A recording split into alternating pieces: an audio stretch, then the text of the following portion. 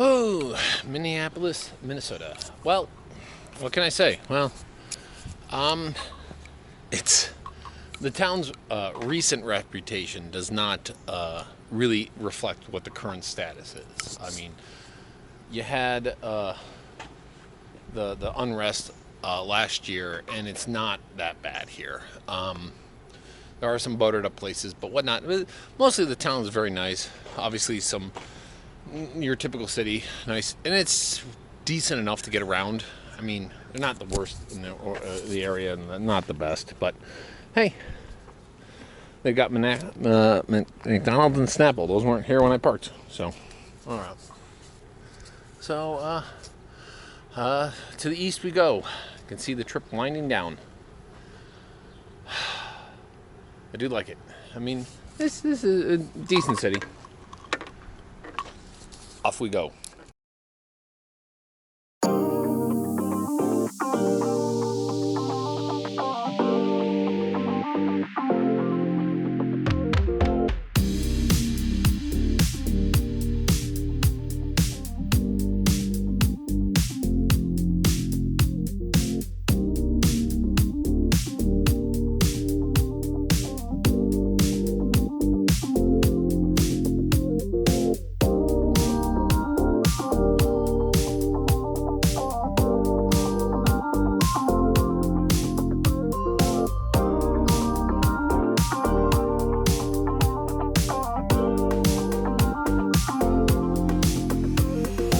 Yes, this one I'm leaving Minneapolis and I'm headed out. I'm headed east, headed home. I did kind of spend a little time going around Minneapolis. It's a nice little city. I mean, it's gotten a bad rap over the last couple of years because of a couple incidents. But other than that, I mean, it's got its normal things. It's got its rough neighborhoods, but there's a lot kind of going with it and a lot of things. I found some of the people like deliciously naive when it came to stuff that goes on in the rest of the country. But hey, you know, a lot of people think they're like basically the center of the United States. And not only that, a lot of people have misconceptions because you get a lot of anecdotal stories about what happens in like New York City or LA. So, you know, the fanciful, like really weird stories or like really kind of emotional stories get a lot more play versus what life is normally like for the average person.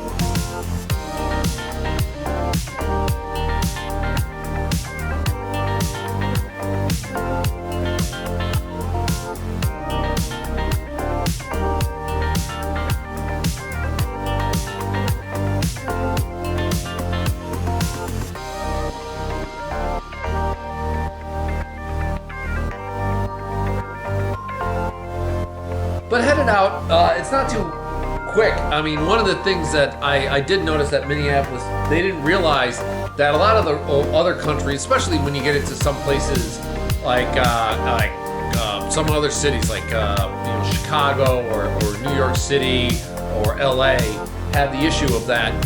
You don't get into farmland as quickly as you can with Minneapolis. I mean, it spreads out and it goes to fields really quickly, and it really kind of gets really kind of rural very fast compared to other states and other areas of the country.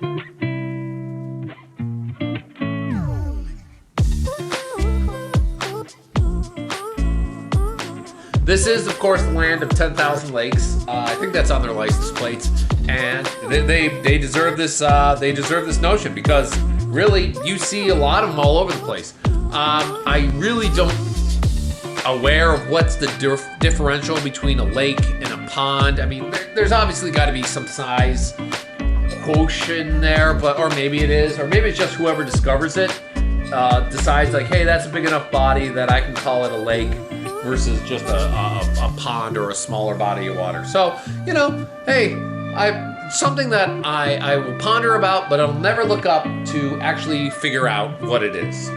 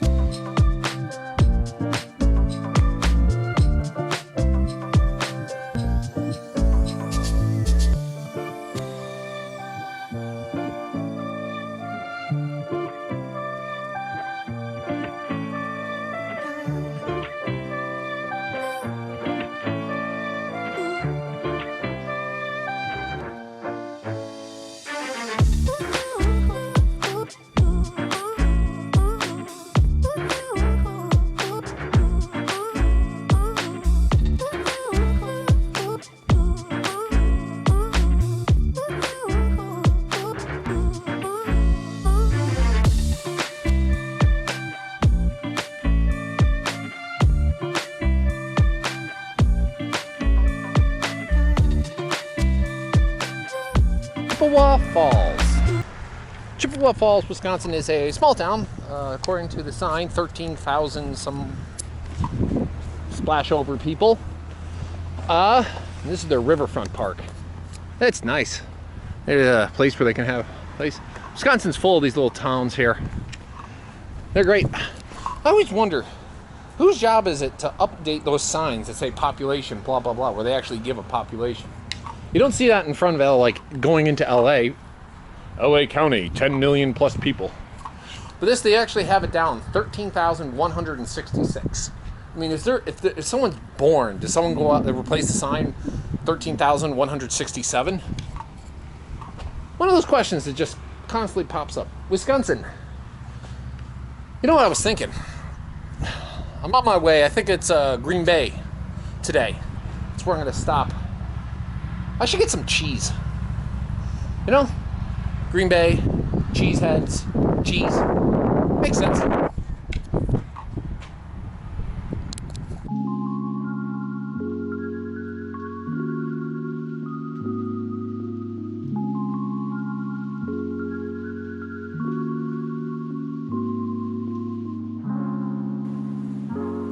Yes, Minneapolis does have a lot of nice towns that you can kind of like check into.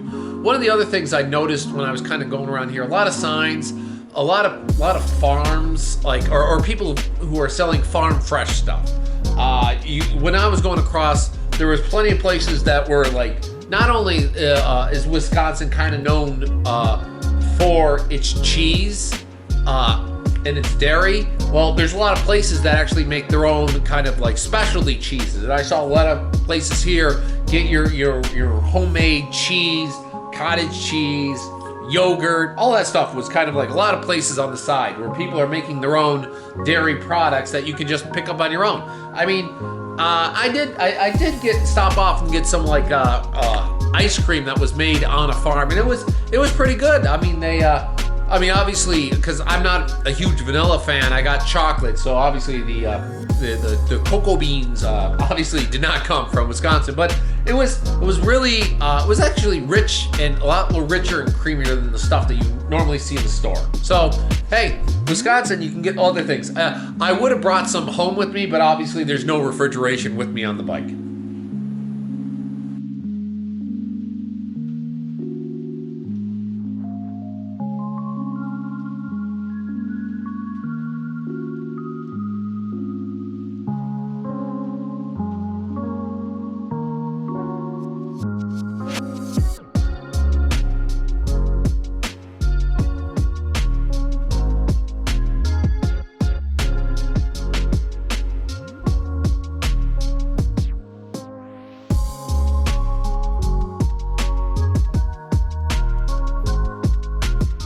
Corn, and more corn.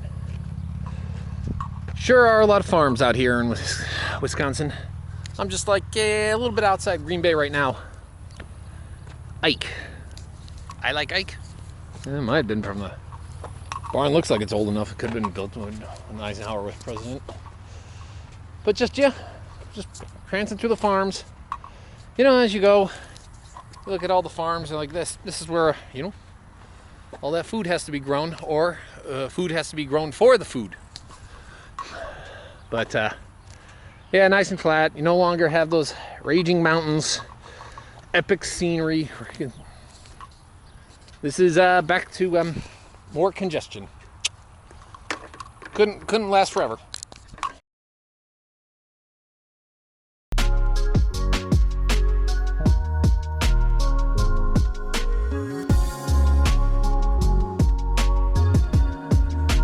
Yep, and that's the end of this one, and I would end up in Green Bay. I've been wanting to go to Green Bay for a while, obviously to see the frozen tundra of Lambeau Field. And that's where I was going to end this trip here.